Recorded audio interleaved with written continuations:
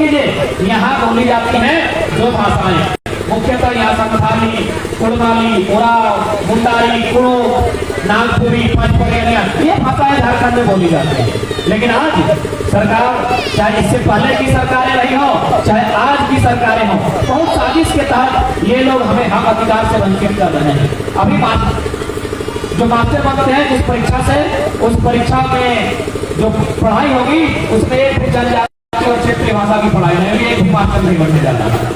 क्योंकि मान के चलिए, यहाँ नागपुरी बोलते हैं, आपको ना सादरी बोलते हैं, अगर मान के चलिए आप सादरी भाषा में कोई मास्टर बनेगा तो अफसोस से आपका ही होगा।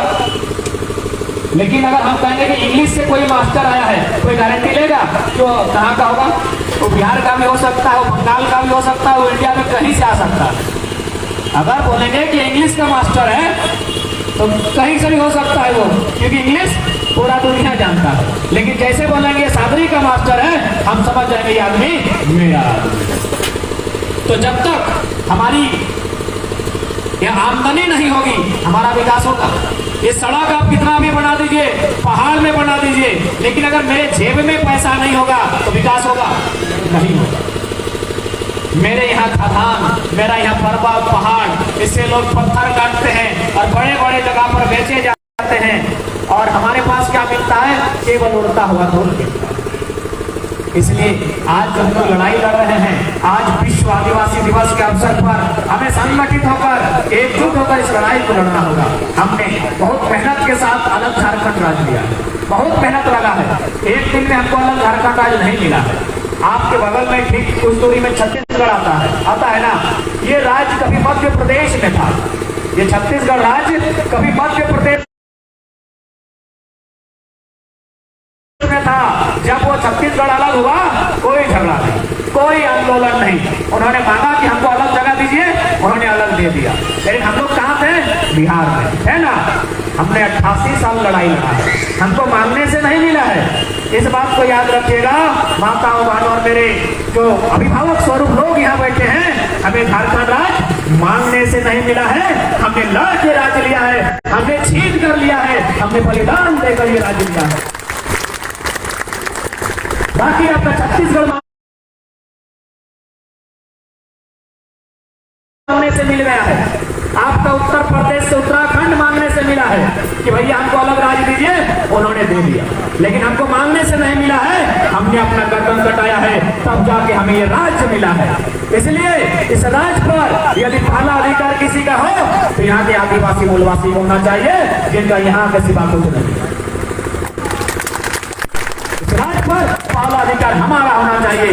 लेकिन दुर्भाग्य की बात है, आज चाहे कुछ भी कारण हो, दादा अभी 5वीं अनुसूची की बात कर रहे थे, बिल्कुल जिस राज्य में 5वीं अनुसूची लागू होता है, वहाँ सर्वप्रथम जल जमीन जंगल हो, हर चीज पर वहाँ के नागरिक का, वहाँ के लोगों का अधिकार होना चाहिए। जबकि 5वीं अनुसूची का मतलब होता है वो धीरे धीरे विस्तार लेता है, लेकिन यहाँ धीरे धीरे ये लोग कम कर रहे हैं, एक्सटेंशन होता है। लेकिन ये धीरे धीरे 5वीं अनुसूची को एक बहुत लघु रूप देने का काम कर रहे हैं, एक साजिश के तहत। यहाँ मिटाने का प्रयास हो रहा है, आदिवासी संस्कृति को मिटाने का प्रयास हो रहा है। इसलिए आदिवासी दिवस के अवसर पर हमें संस्कृति, परंपरा, भाषा को बचाने का संकल्प लेना होगा। अब आप लोग कहेंगे कि भाई संस्कृति हमारी कैसे मिट रही है? एक बात याद रखिएगा, जिसकी भाषा खत्म होती है वो इंसान खत्म हो जाता है, जिसकी परंपरा खत्म होती है वो इंसान खत्म हो जाता है। हम लोग की भाषा में उधर कहावत है, जो कि थोड़ा सा नहीं समझ में आएगा, लेकिन हम बता रहे हैं, हम लोग को भाषा में कहावत है कि भाषा हरा ले दिशा हराए। यदि भाषा गुम हो जाता है, किसी का भाषा मिट जाता है, तो उस इंसान का रास्ता भटक जाता है। इसलिए आज देखिए ना, अगर आप हमारे यहाँ बड़ा बड़ा टाटा कंपनी लो, टाटा क्या करता है? लोहा गलाता है ना। लेकिन दुनिया को सबसे पहले लोहा गलाना किसने सिखाया है? झारखंड के असुर जनजातियों ने सिखाया। दुनिया को सबसे पहले लोहा गलाना झारखंड के असुर आदिवासी हैं, उन्होंने सिखाया है। लेकिन आज कहाँ है असुर जनजाति के लोग? आज नहीं है। आज उनकी भाषा खत्म हो गई है, आने वाला दिन असुर जनजाति खत्म हो जाएगी। इसलिए चिंतन करना होगा, मनन करना होगा कि हम कैसे अपने आप को बचाएंगे, हम अगर अपने आप को बचाएंगे तभी ये जल जमीन जंगल हमारा होगा और इस पर हमारा अधिकार और हमारा राज होगा। तो इसलिए हमारा प्रयास पहले अपनी भाषा, अपनी संस्कृति, अपनी परंपरा को बचाना होगा, क्योंकि अगर हम लोग अपनी भाषा को नहीं बचा पाते हैं, अपनी संस्कृति को नहीं बचा पाते हैं, तो हम लोग जिंदा रह के भी गुलाम हो जाए। आपने कौवा को देखा है? कौवा काला रंग का होता है, कौवा देखे आप लोग? हाँ, काला रंग का होता है। कौवा काव काव करता है। अच्छा, कौवा को कभी आप देखे किसी पिंजरा में बंद?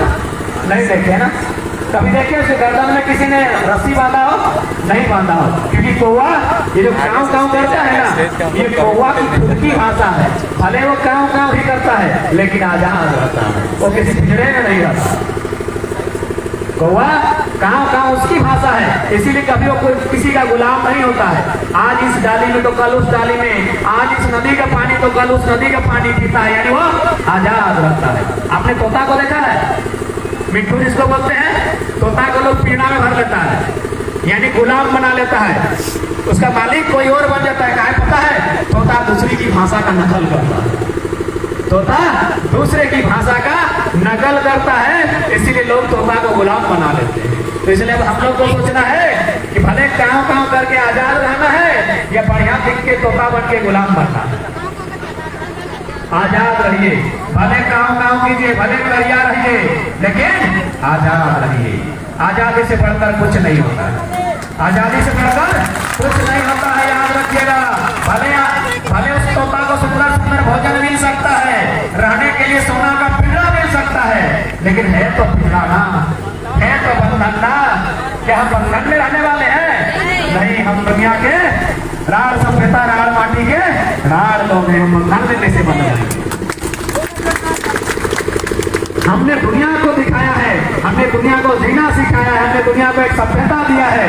आज आप कहीं देखिएगा, हर समाज के लोग लड़ाई लड़ सकते हैं, लेकिन आदिवासी लोग कभी बेमतलब की लड़ाई नहीं लड़ते। वो लड़ाई तभी लड़ते हैं जब जल जमीन जंगल पर संकट आता है।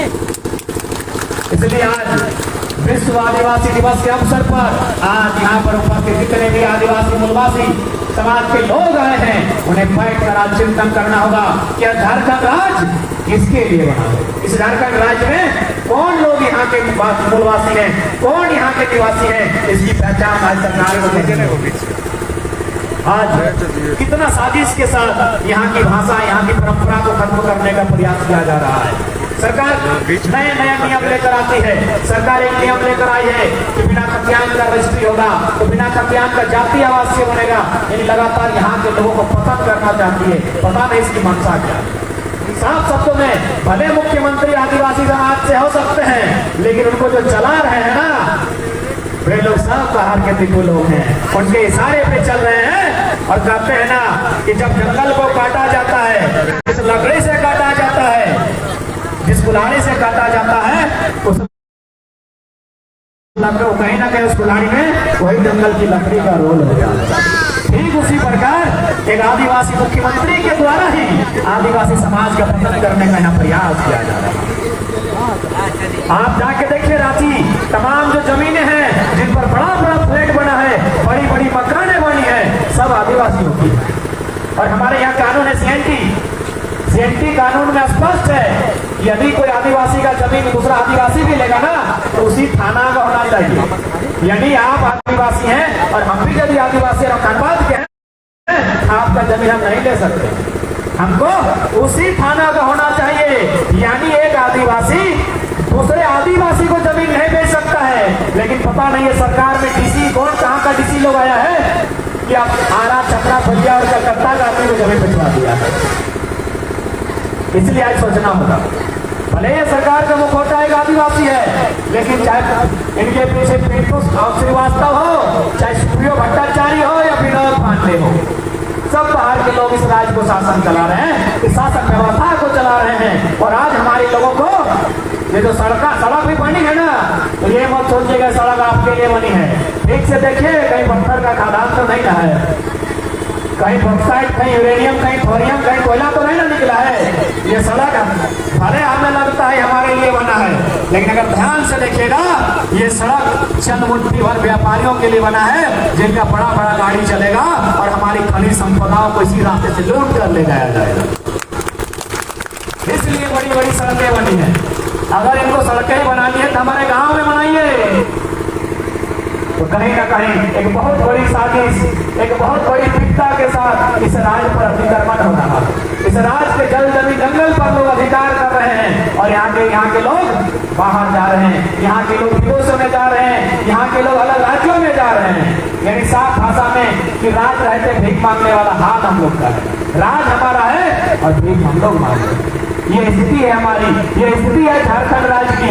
इसलिए आज एक नए उन्मूलन की, एक नए आंदोलन की आवश्यकता है, एक ऐसे आंदोलन की कि फिर इसके बाद कभी आंदोलन ना हो और यहाँ के जल जमीन जंगल पर झारखंडियों का, आदिवासियों का, मूलवासियों का उनका अधिकार हो, करना होगा। आज हम किसी क्षेत्र में देखें, शिक्षा की बात करें, स्वास्थ्य की बात करें, नियोजन नौकरियों की बात करें, प्राइवेट कंपनियों की बात करें, हर जगह बाहर के लोगों को झारखंड राज्य को उन्होंने सौंप दिया। कहीं जाइए हमारे लोग मजदूर वर्ग में मिलेंगे। आज भी हमारे लोग किसी कंपनी का सीएमडी, किसी कंपनी का मैनेजिंग डायरेक्टर नहीं मिलेंगे। तो क्या इसीलिए राज, क्या इसीलिए रक्त बहा था, क्या इसीलिए हमने आंदोलन किया था, क्या इसी दिन के लिए कभी बिरसा मुंडा, कभी तिलका मांझी, तो कभी सिद्धू कानू, कभी रघुनाथ महतो, तो कभी टाना भगत, क्या इसी दिन के लिए हमने रक्त बहाया था? क्या देखू लोग यहाँ राज करेंगे इस दिन के लिए? क्या हमारे बच्चे पढ़ने के बाद, लिखने के बाद गुजरात खटने जाएंगे, महाराष्ट्र खटने जाएंगे और बाहर के लोग यहाँ राज करेंगे? क्या इसी दिन के लिए हमने रक्त बहाया था? नहीं ना, हमने रक्त बहाया था यहाँ के लोगों के लिए, हमने पसीना बहाया था यहाँ के लोगों के लिए। अरे जहाँ एक शहादत मांगा था, हमने दर्जनों शहादत दिया था कि जब सदिए खाल क्रांति की माओ ने खुद पेटों की बोलियां दी है, कि जब सदी है खाल क्रांति की माओ ने खुद पेटों की बोलियां दी है। क्रांति ने एक सर मांगा है, हमने भर भर के झोलियां दी है, हमने भर भर के झोलियां दी, हमने समस्त जीवन दिया है, हमारे पुरखों ने बलिदान दिया है, उसके बाद झारखंड राज मिला है। इस राज के बनने का मकसद ही था कि पहला जो अधिकार मिलेगा वो आदिवासी को जाएगा। इस राज के बनने का यही नियम था। लेकिन आज वे लोग 15 किलोमीटर, 20 किलोमीटर पैदल चलकर मामूली 2-4 रुपये कमाने के लिए, पत्ता और दतवन बेचने के लिए 15 किलोमीटर दूरी तय करते हैं। क्या इसी दिन के लिए राज्य बना था? तो आज समय है, आज एक बहुत ही गौरवशाली दिन है, आज विश्व आदिवासी दिवस है। आज संकल्प लेना होगा, हमें स्वयं को बचाना होगा, हमें अपनी भाषा, अपनी परंपरा, अपनी संस्कृति, अपनी माटी की लाज को रखना होगा। तभी हमारे पुरखों के बलिदान साकार हो पाएगा, जिस बलिदान को उन्होंने हंसते हुए दिया था। आखिर किसके लिए? आने वाली जनरेशन के लिए, आने वाले पीढ़ियों के लिए। और ये तभी साकार होगा जब हम एकजुटता के साथ आंदोलन को धार देंगे और अपने हक अधिकार को लेने का काम करेंगे। क्योंकि मौसम ऐसा प्रतीत हो रहा है कि मौसम खराब होने की संभावना है। आप लोग काफी दूर से आए हैं, बूंदाबूंदी भी हो रही है, तो हम लोग चाहेंगे फिर कभी आपके जिले में आना होगा, हम लोग विस्तार से बातें करेंगे। समय तो अभाव को देखते हैं और मौसम की खराबी को देखते हैं, हम अपने वाणी को यहीं विराम देते हैं। झारखंड के तमाम शहीदों को नमन करते हैं, वंदन करते हैं और जितनी माताएं बहनें हैं उनको भी निहर करते हैं, उनको जोहार करते हैं। जय झारखंड, जोहार झारखंड। तो जयराम बाबू को बहुत बहुत धन्यवाद। हमारे आज आदिवासी, विश्व आदिवासी